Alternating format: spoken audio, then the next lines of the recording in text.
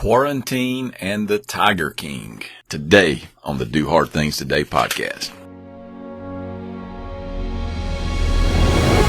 Hal part 2 of our quarantine series. Man, we're still at home. So much of the country on lockdown. The coronavirus still out there keeping everybody inside. Hopefully you're staying inside and not out staying too close to people. Social distancing. Remember, the sooner we can get this thing behind us, the sooner we can go on with our lives. Today, 5 for Friday. Hal. Hey, everybody. We are going to talk about the Tiger King. Have you seen the Tiger King? I know you've seen the Tiger King. Tiger King is the big Netflix series that's out there, and it has taken the country by storm during the quarantine. But we're going to talk about 5 quick ways to be able to position yourself to come out of this quarantine and be a better person in 4 different areas: physically, spiritually, financially, and professionally. So we're just going to give you 5 quick hitters. And these are some things, a couple of things that you shouldn't do and a couple of things that we feel like you should do. First one, I think this is the most important one, and this is what I see this from so many people out there. And, I've fought this myself as, obviously we've got a business. We do the podcast for fun, but got a business out there with retail stores, and obviously retail is in the tank right now. And, we've got 6 stores out there, and, sometimes you think about it and you start looking at numbers and things, and it can paralyze you. But, you can't let fear paralyze you during times of the unknown. Here's the deal. Control what you can control.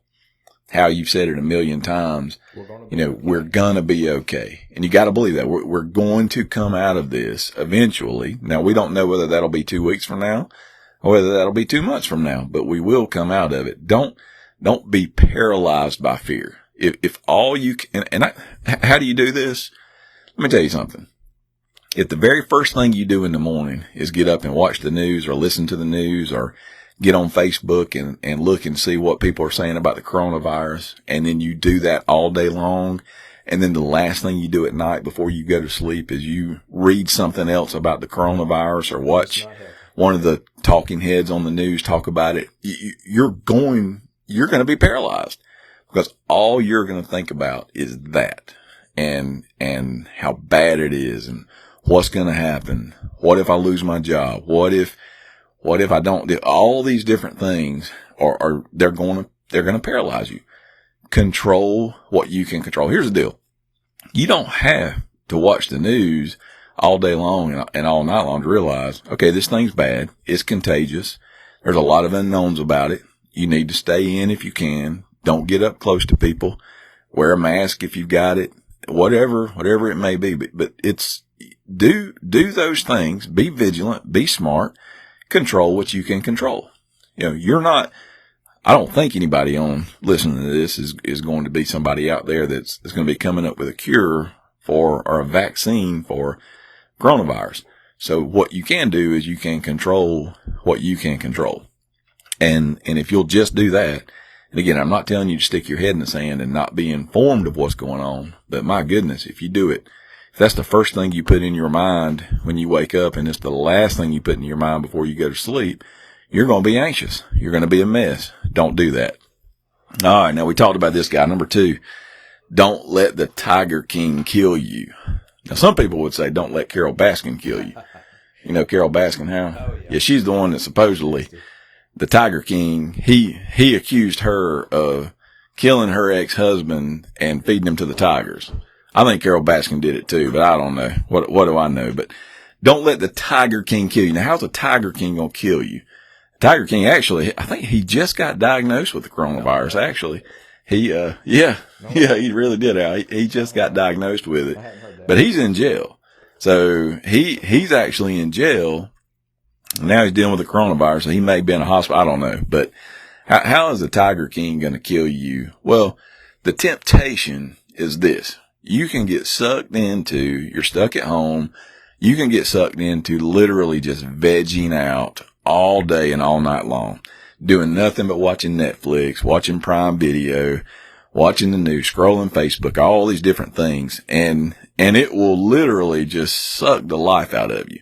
And so don't do that. You're stuck at home, but there's things you can do. Last podcast, we talked about a way you can work out from home and those kind of things. Don't let the Tiger King kill you.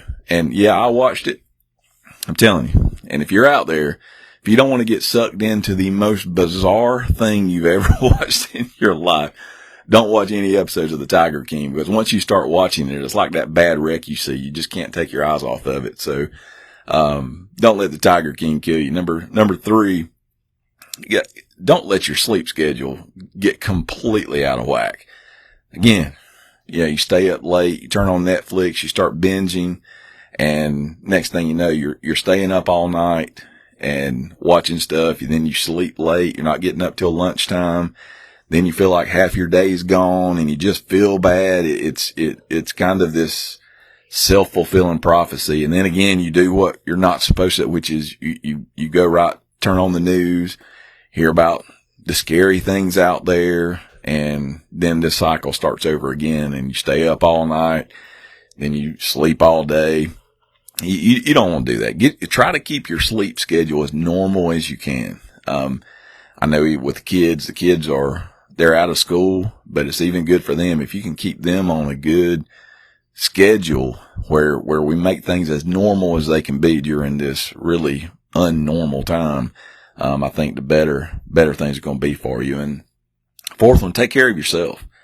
And I want you to step back for a second and take an inventory. I have not met anybody who's not focused on their health right now. And what I mean by that is they are washing their hands. Man, I've washed my hands more. Have you? Oh, yeah. Yeah. I've washed my hands 1,000. I've washed them more in the last 2 weeks than I probably have in the last 2 years. Probably a lot of you are in that same boat. You're washing your hands, you're wearing masks, you're staying away from people, hand sanitizer, all these different things. Well, what if you put that same focus on your health as much as you're focusing on your health during the coronavirus? Because honestly, a lot of the people that are at risk at this point from really bad things, including death happening to them, it's because of other conditions that they have. And a lot of those are directly tied into their health, which is, the severely obese, the people with respiratory issues and a lot of things that have been brought on by lifestyle choices have put them in a very vulnerable position. So coming out of this, what if you use the same focus and intensity of purpose that you have right now about the coronavirus? What if you put that on your health every day and you started making those decisions, those good decisions daily, and next time something like this comes, because it very well something like this could happen again. Put yourself in the best health position you can daily, not just when there is a crisis like we're dealing with now. And the final thing, how I think, and this one sounds like, when me and you were talking about this list before we got started, you made the comment that you think this could be the very hardest one to do. And I think it is. It sounds the most simple, and it's stay positive and put a plan in place. Stay positive and put a plan in place. How do you stay positive? Again, go back through this list. Control what you can control. Try to think daily about the things that you have to be thankful for. Focus on those people. We've got a senior in high school, and how, all of a sudden we've been given an extra 2 months with her where she's quarantined in the house with us that we didn't expect to have. Now, I hate that for her. She wanted, it's messing up her prom, graduations out there. We don't know if that's going to happen. So many unknowns, but we do have this time with her. Take advantage of it. And, physically, we're giving you all the tools you need to take care of your physical body. If you haven't listened to the first in the quarantine series, go back and listen to that. Real easy ways for you to get yourself in shape and do things at home. Spiritually, There is an opportunity, wherever you are and whatever your thoughts are on that to shore that up, to develop some disciplines in your life that you may need to be developing. Financial. Hey, and let me just say this. Most people that are listening to this podcast, in the next 2 or 3 weeks, you're going to get a check in the mail, or you're going to get money more likely deposited into your account. And a family of 4, you may get, $3,000 or so, that comes to you. Don't waste that. Okay. We don't know what's coming. We don't know what the next couple of months holds, but use that money to make smart decisions. Now's not the time to be out going crazy. Hey, I got this check, so I'm just going to go blow it on whatever. No, just be smart about it and use that money for what it's meant to be, which is to stimulate this economy, but also to be able to give you some peace of mind that, okay, maybe you were literally paycheck to paycheck, and this is going to give you the ability to get through another month or another 2 months before this thing is better. So financially, get your house in order. If you haven't done a budget, we're actually going to do one. We're going to do a little short podcast on how do you do a budget? What does that look like? And what's some easy ways to do that? And just get control. All a budget is just telling your money what to do. It shouldn't be an ugly word. Dave Ramsey says that, the budget shouldn't be a cuss word. It's just telling your money what to do. And then professionally, and this is a big one. Again, I'm a business owner, and it's a very scary time. It is, but I meet with a little group of business owners, and one of them's a good friend of mine. And, I just said to him, I said, dude, right now I wouldn't buy anything from you. I said, because you got this black cloud following you around. Fight the temptation people can smell that. Whenever you get this black cloud that follows you around, you're so scared, you're anxious, all these things. And again, you get paralyzed. Like we went back to number 1. This happens professionally as well. You just stop where you just don't know what to do. Well, no, right now is the time to be looking out and saying, what do I need to do? How do I shore up my business? How do I shore up my professional life? What are things I need to do that I can do while business is slow, while there's not a lot going on? What are the things I can do to put myself in a better position, when we come out of this to be able to do it? Because let me just say this about finances in your professional life right now.